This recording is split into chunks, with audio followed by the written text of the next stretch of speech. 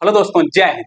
आज हम लोग बात करते हैं बांग्लादेश के सिचुएशन के बारे में। बांग्लादेश में ऐसा क्या चल रहा है कि वहां की 5 बार की रही प्रधानमंत्री शेख हसीना, जिन्हें बांग्लादेश का आयरन लेडी बोला जाता था, उनको मजबूरन अपना इस्तीफा देना पड़ता है, बांग्लादेश छोड़कर भागना पड़ता है और भारत में आके शरण लेनी पड़ती है।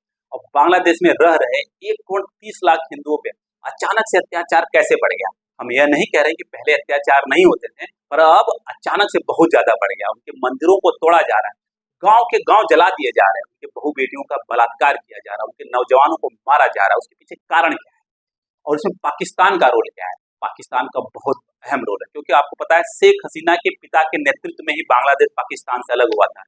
तो जो पाकिस्तान है वह कभी भी शेख हसीना के पार्टी को सपोर्ट नहीं करता था, कभी भी शेख हसीना को पसंद नहीं करता था। और इसमें अमेरिका का रोल क्या है उसको समझेंगे, और एक कोटा सिस्टम क्या है जिसके कारण रिसेंट में बांग्लादेश के अंदर पूरा बवाल हुआ।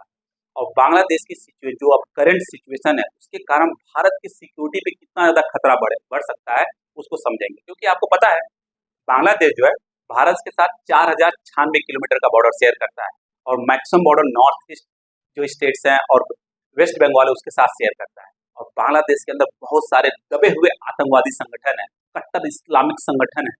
वो कितना बवाल क्रिएट कर सकते हैं नॉर्थ ईस्ट रीजन में और वेस्ट बंगाल रीजन में, आप इमेजिन करके देखिए, उसको समझते हैं। और हमारे देश में पल रहे जो इंटेलेक्चुअल्स लिबरल है, जो अपने आप को बुद्धिमान कहते हैं, वह उनका क्या कहना है इस सब बारे में उसको समझें। क्योंकि वो एक तरीके से बेपेदी के लोटे हैं, कभी इधर कभी उधर होते हैं। क्या कहते हैं वो उसको समझेंगे। और इन सभी चीजों को समझने के लिए हम लोगों को बांग्लादेश के इतिहास को समझना पड़ेगा। आपको पता है शेख मुजीबुर रहमान जो शेख हसीना के पिताजी थे, उनके ही नेतृत्व में और भारत के सपोर्ट से बांग्लादेश पाकिस्तान से अलग होता है 1971 में। उसके बाद शेख मुजीबुर रहमान वहां के प्राइम मिनिस्टर बनते हैं और प्रेसिडेंट बनते हैं। उसी दौरान वह एक कोटा सिस्टम इंट्रोड्यूस करते हैं, 50% से अधिक रिजर्वेशन कुछ डिफरेंट क्लास के लोगों को गवर्नमेंट जॉब में। अब एक कोटा सिस्टम क्या आगे चल के हम लोग बात करेंगे। और 4 साल के अंदर ही शेख मुजीबुर रहमान जब वहां के प्रेसिडेंट थे, उनके घर में घुसकर उनके पूरे फैमिली मेंबर के साथ 17 लोगों को मार दिया जाता है। उस समय उनकी पुत्री शेख हसीना और उनकी बहन विदेश में थी, इसलिए बच जाती है। उसके बाद वो भारत आती हैं, 10 साल से अधिक भारत में रहती हैं। उसके दौरान जो अवामी लीग होता है, उनके पिता की जो पार्टी होती है, उसको मजबूत करती है और 1991 में बांग्लादेश जाती हैं। उनका भव्य स्वागत होता है क्योंकि वो मुजीबुर रहमान की पुत्री होती है, क्योंकि उन्हीं के नेतृत्व में बांग्लादेश आजाद होता है पाकिस्तान से। और 1996 में शेख हसीना का जो पार्टी है वो जीतता है और शेख हसीना वहां की प्राइम मिनिस्टर बनती है।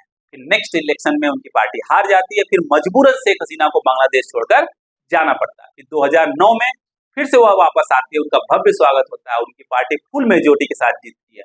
उसके बाद लगातार 4 बार उनकी पार्टी पूरे मेजोरिटी के साथ बांग्लादेश में जीतती है और लगभग 15 साल तक लगातार वो बांग्लादेश के प्राइम मिनिस्टर बनती है।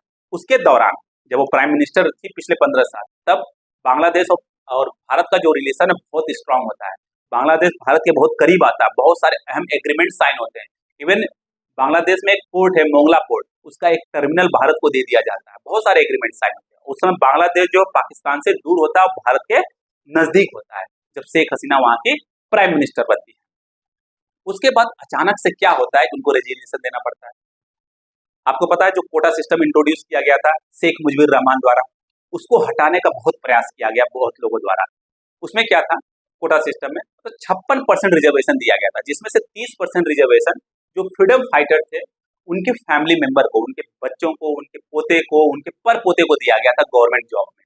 10% बांग्लादेश की महिलाओं को दिया गया रिजर्वेशन, और 10% ऐसे डिस्ट्रिक्ट्स को दिए गए जो कि बैकवर्ड डिस्ट्रिक्ट है, पिछड़े डिस्ट्रिक्ट है। 5% जो है एथनिक माइनॉरिटी को दिया गया, 1% जो फिजिकली डिसेबल्ड लोग हैं उनको दिया गया। मतलब 56% रिजर्वेशन डिफरेंट क्लास के लोगों को गवर्नमेंट जॉब्स में दिया गया। और इसका विरोध बहुत पहले से हो रहा है।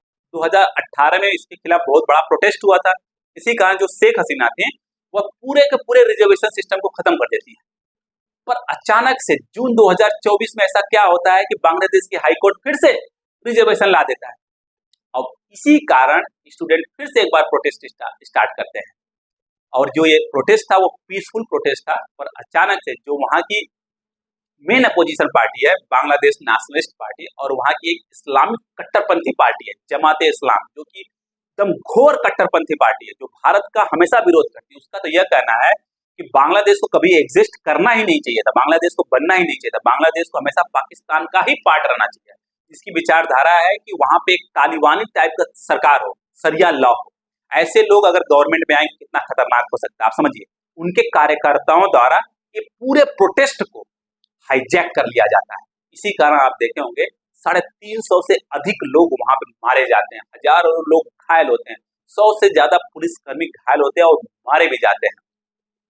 उसके बाद क्या होता है, 21 जुलाई का दिन आता है और जो सुप्रीम कोर्ट है, बांग्लादेश का जो सुप्रीम कोर्ट है, हाई कोर्ट के डिसीजन को पलट देते हैं और जो रिजर्वेशन होता है वो 56% से घटाकर 7% कर दिया जाता है। इसके बाद जो वहां के स्टूडेंट हैं वह शांत हो जाते हैं, क्योंकि अब 93% मेरिट के बेस पर गवर्नमेंट जॉब्स मिलेंगे। परंतु opposition party Bangladesh nationalist party और जमाते इस्लाम जो कट्टरपंथी पार्टी थे, उसको पता था कि पिछले 4 बार से वह चुनाव हारते आ रहे हैं और अगले 4 बार तक हारते रहेंगे। तो उनको पता था अगर डेमोक्रेटिक तरीके से जाएंगे तो शेख हसीना को हटाना मुश्किल हो जाएगा, इसलिए अनडेमोक्रेटिक पाथ अडॉप्ट किए और शेख हसीना को हटाने का भरपूर प्रयास किए।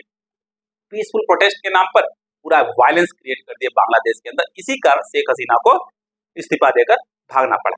अब हम बात करते हैं अपने जो इंटेलेक्चुअल्स हैं, जो लिबरल हैं हमारे देश के अंदर, वही इंटेलेक्चुअल्स, वही लिबरल जो अपने आप को बहुत बुद्धिमान मानते हैं, भारत के अंदर रिजर्वेशन का सपोर्ट करेंगे कि रिजर्वेशन भारत के अंदर होना चाहिए, परंतु बांग्लादेश में रिजर्वेशन का अपोज करेंगे।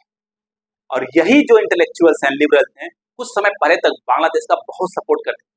आपको पता है, कहते थे कि बांग्लादेश की जो इकोनॉमी है one of the fastest growing economy है, उनकी GDP one of the fastest growing GDP है।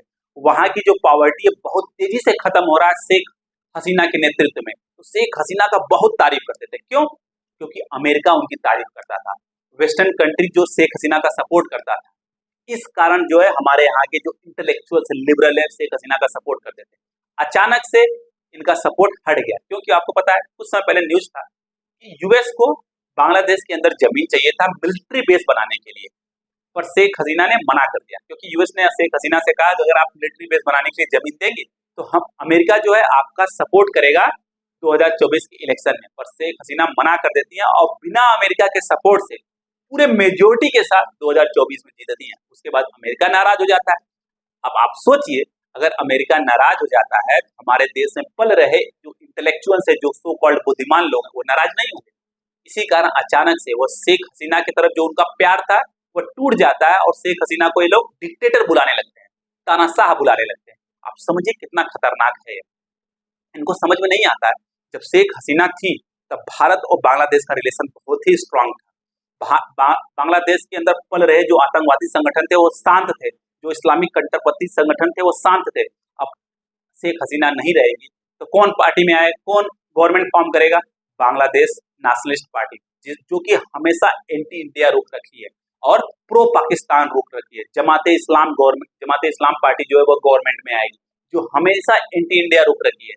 आप सोचिए, इन लिबरलों को, इन इंटेलेक्चुअल्स को, इन बुद्धिमान लोगों को समझ में नहीं आता है कि भारत के ऊपर कितना खतरा बढ़ने वाला है, परंतु इनको समझ में नहीं आता है। अब एक विचार करिए आप लोग कि हाईकोर्ट ने जो ये कोटा सिस्टम में इंट्रोड्यूस, मतलब फिर से वापस लाया और सुप्रीम कोर्ट ने खत्म किया, परंतु ये विरोध क्यों चल रहा था? हसीना के खिलाफ। क्योंकि आपको पता है हसीना को हटाना चाहते थे, क्योंकि वो भारत को डिस्टर्ब करना चाहते थे। आप देखिए पिछले कुछ सालों में भारत के आसपास की जितनी भी कंट्री है, श्रीलंका में 2022 में क्या था, तख्ता पलट हो गया, म्यांमार में तख्ता पलट हो गया और अभी बांग्लादेश में तख्ता पलट हो गया। हर बार देख रहे होंगे कुछ समय में नेपाल में तख्ता पलट हो जाता है, कभी शर्मा की सरकार आती है, कभी किसी की सरकार आती है। तो भारत के आसपास जितने भी छोटे बड़े कंट्री हैं उनको उसमें प्रॉब्लम क्रिएट किया जा रहा है भारत को कमजोर करने के लिए, क्योंकि भारत की जो इकोनॉमिक शक्ति है वो बढ़ती जा रही है, मिलिट्री पावर भारत का बढ़ता जा रहा है। तो किस तरीके से इस रीजन में भारत को डिस्टेबलाइज किया जाए, यह विदेशी शक्तियां इसमें लगी पड़ी है, इसलिए बांग्लादेश के अंदर यह प्रॉब्लम क्रिएट किया जा रहा है। आई होप आप लोगों को समझ में आ गया होगा। अगर इससे रिलेटेड कोई भी प्रॉब्लम है तो आप लोग पूछ सकते हैं, नेक्स्ट क्लास में फिर से हम एक वीडियो बना के अपलोड कर देंगे। और इस पे आपका क्या कहना है आप लोग प्लीज कमेंट बॉक्स में कमेंट करके जरूर बताइएगा। Bye bye, take care.